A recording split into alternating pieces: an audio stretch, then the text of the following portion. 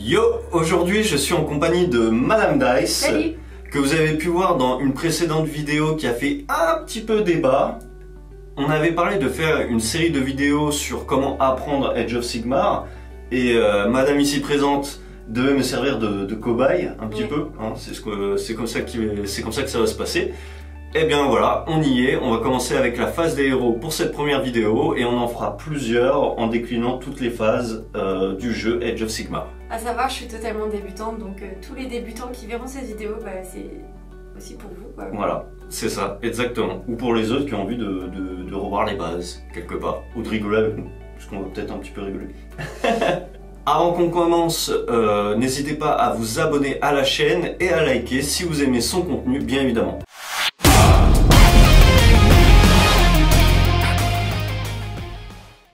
Alors, afin de rendre l'explication la plus simple possible, on va dire, je ne vais pas rentrer dans les bases spécifiques de chaque armée, les règles spécifiques de chaque armée. Je vais vraiment parler des règles de base. Je ne vais pas non plus parler des scénarios et de ce qu'ils apportent en plus au jeu. On reste vraiment sur comment on joue basiquement. Alors, premièrement, AOS, c'est un jeu qui se déroule en plusieurs tours et dans ces tours, on trouve plusieurs phases. C'est un jeu qui se fait de manière alternée, c'est-à-dire tu es joueur A, je suis joueur B. Tu vas donc faire l'intégralité d'un tour, de ton tour, et moi, ensuite, je vais faire l'intégralité du mien. Ces deux tours représentent un round, c'est comme ça qu'on l'appelle. Round. Round. Round. Alors, ici, on a une bande de Rook. Il y a une chose que j'aimerais avant tout préciser qui est très importante, c'est qu'est-ce qu'une unité et un petit peu la cohésion d'unité. Alors, pour t'expliquer, une unité c'est quoi? Une unité c'est soit un regroupement de figurines, par exemple c'est 5 Rook, qui représentent à eux tous une unité, comme une entité, ils sont donc une unité. Et par exemple, on peut avoir un gros Rook ici, qui en l'occurrence c'est un héros, mais pour l'exemple on s'en fout, qui est également une unité à part entière. Donc c'est pas parce qu'il y a plusieurs figues qu'il y a plusieurs unités. C'est important de le spécifier. Ça représente une unité, et ça représente également une unité. Quand je dis ça, c'est encore une fois marqué dans ton livre de règles, comment est composée ton unité, de combien de figurines. Mais pour l'exemple, je voulais juste préciser que une unité, c'est une entité. On va appeler ça comme ça, pour simplifier. Il y a une autre chose importante à spécifier pour la suite qui va être, on va dire, obligatoire, c'est la cohésion. Il faut que chaque figurine soit à moins d'un pas l'une de l'autre. Un pas égale 1 cm? Non, un pas en fait c'est en pouces. Donc un pas égale un pouce. Ok. Globalement. Car Games Workshop, qui est l'éditeur du jeu Age of Sigmar, est un jeu anglais. Donc on parle, bon voilà, c'est un petit info bonus. Ok, d'accord. Donc du coup, hop, là tu es en cohésion d'unité parce que cette figurine est à un pouce de celle-ci, qui elle-même est à un pouce de celle-ci, etc. etc. Un pouce ou moins? Un pouce ou moins. Il faut au moins être à un pouce. Ça va être important pour la suite et pour le reste des explications qu'il y aura dans cette vidéo et dans les autres vidéos. La première des phases, c'est la phase des héros. Au début de chaque phase des héros, on va gagner un point de commandement. Ok. Ce point de commandement va nous servir à faire une aptitude de commandement. C'est-à-dire qu'on paye avec un point de commandement l'aptitude qu'on va utiliser avec son héros. Ok? Ok. Simple. Jusque-là, ça va. Si on dépense pas de points de commandement, pas de souci, on le garde dans sa petite besace et on pourra l'utiliser plus tard. Les points de commandement s'accumulent. Vu qu'on le gagne en début de phase de héros et que dans AOS il y a plusieurs tours, tu peux accumuler des points de commandement à chaque tour, à chaque fois que tu gagnes. Ok. Ok. Et du coup, où est-ce que tu trouves ton point de commandement? Enfin, comment est-ce que tu trouves l'aptitude du héros? Alors en fait, tu as des livres, et dans ces livres, pour chaque armée, dans ces livres, tu vas avoir des aptitudes qui sont spécifiques à ces héros. Ça va être marqué, c'est très bien expliqué. On va pas rentrer dans le détail, mais grosso modo, c'est là que tu vas les trouver. Il y en a aussi des génériques qu'on trouve dans le livre de règles. La même chose, je vais pas m'attarder dessus, parce que en fait, c'est clairement marqué. Ouais. Donc, Mais est-ce que tu peux en avoir plusieurs et du coup, tu as le choix sur ce que tu vas faire? Ouais. Ok. Ouais, tu peux en avoir plusieurs. Et c'est différent entre chaque armée? Alors il y en a qui sont génériques en fait, et effectivement, généralement ils sont assez spécifiques aux armées. D'accord. Et du coup, est-ce que ton héros, il est distinct? Est-ce que c'est toujours le même type de figue entre tes armées? Alors, la même chose, c'est dans le bouquin en fait qu'on va voir qui est un héros et qui ne l'est pas, et un petit peu toutes les données, on va dire, qui vont définir une figurine, on va vraiment toutes les trouver dans un bouquin. Donc ça, il faut vraiment... le bouquin de votre armée spécifique que vous voulez jouer est indispensable pour jouer. C'est important aussi de le spécifier. Ok.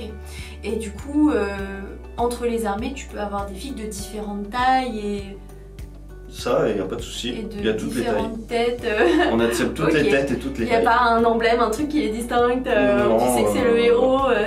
Bah, il y en a, oui, elles sont plus jolies, on va dire, globalement, mais c'est pas ça qui veut dire que c'est un héros. C'est parce que dans ton bouquin, il y a marqué ça, héros. Ok. Mais on le reverra peut-être, on fera peut-être une vidéo où il y aura les bouquins. Les héros, comme on en a vu un ici, vont pouvoir utiliser, comme on a dit, des aptitudes de commandement.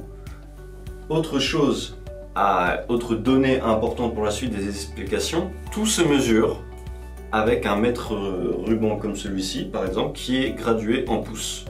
Ok? Donc 1 pouce, 2 pouces, 3 pouces, qui est en fait des pas. Donc on va parler en pas pour les explications. Okay. Et donc, généralement, les aptitudes de commandement, je dis bien généralement, vont avoir une portée. Et par exemple, on va dire au hasard, celle-là, tiens, elle a une portée de 10 pas. Il est important de préciser qu'il y a une différence entre entièrement A et A. Exemple, cette unité qui est en cohésion, puisqu'elle est tout un pas, est entièrement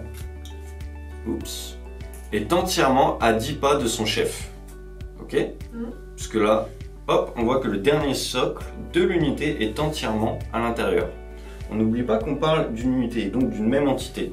Ce qui signifie que si cette figurine n'est pas à l'intérieur de ces 10 pas, l'unité n'est pas entièrement A. Maintenant, il y a une notion également de seulement A. On va garder les 10 pouces. Là, cette unité n'est pas entièrement A, car l'intégralité des socles de cette unité n'est pas entièrement dans les 10 pouces. Par contre, elle est à 10 pouces. Car elle est à 10 pouces tout simplement. Elle est à telle distance. Elle est à telle distance. Elle est même en réalité à moins de 10 pouces. Elle est à 6,5 pouces. Et j'avais dit qu'on ne dirait pas, et je continue de dire pouces. C'est la même chose. Vous embrouillez pas. Donc, une aptitude de commandement pour laquelle on va dépenser un point de commandement va par exemple booster ses petits Uruk et va avoir un pouvoir spécifique qui sera mentionné dans le livre de règles. On ne va pas plus approfondir sur qu'est-ce que ça fait, etc. Mais en tout cas, ce pouvoir spécifique, dans le bouquin, ça sera intégré si c'est entièrement à l'intérieur des 10 pouces ou si c'est à 10 pouces. Exactement, c'est pour ça que je le précise, car il y a des compétences qui disent A et des compétences qui disent entièrement A. Et ça compte. Et ça compte et ça a une importance. Faut pas se tromper parce que c'est pas du tout la même chose. Je me répète volontairement parce qu'en fait c'est comme ça que ça rentre, à mon sens. Donc je vais beaucoup répéter dans tous ces tutos. Maintenant en phase de héros, on va aussi parler des sorciers. Ce petit Uruk est un sorcier. Il peut lancer un sort. Je donne complètement des distances qui n'existent pas forcément, c'est simplement pour l'explication. On va toujours rester sur les distances de 10 pas. Ok. Donc, il lance un sort, on va imaginer à 10 pas, ce qui représente à peu près ça. Très bien. Comment va-t-il lancer son sort? Eh bien pour ça, on va utiliser 2 dés. Le procédé est simple, il y a 2 règles qu'il faut respecter quand on lance un sort. Il faut mesurer donc la distance pour voir si on peut toucher la cible, être à portée. Si on est à portée, c'est ok. On lance ses dés pour voir si on va réussir le sort. Les sorts ont une valeur de lancement qu'on retrouve dans les bouquins, encore une fois, et qui vont définir donc à combien on peut lancer le sort. Ok. Ok. Donc par exemple, on va dire que ce sort, très facile, se lance à 5. On va lancer 2 dés, où je fais donc 6. Donc mon sort passe, parce que j'ai fait 5 ou plus, en l'occurrence 6. D'accord, là ça passe. Donc c'est la valeur ou plus. J'ai réussi donc mon sort à 6. Autre chose, il peut y avoir un sorcier dans l'armée adverse. Toi, tu fais partie de l'équipe adverse, c'est le tour de ton adversaire, oui. Mais tu dois quand même intervenir à ce moment-là pour lancer les dés. En fait, il y a quelques moments où tu peux intervenir dans le tour de l'adversaire. Et c'est à ce moment-là, du coup, dans la phase des héros, tu peux essayer de contrecarrer le sort du sorcier. Okay. C'est pour représenter duel de sorcier un petit peu, il lance un sort, je te l'annule. Saruman vs Gandalf. Oui, c'est-à-dire que toi, t'es l'adversaire, tu vas pas lancer un sort à ce moment-là, mais juste t'as la possibilité de le contrecarrer. Exactement, tu as juste cette possibilité. Donc le sorcier adverse a 2 règles pour pouvoir dissiper. Il faut qu'il soit à 30 pas ou moins, ça c'est les règles qui sont données réellement dans le jeu.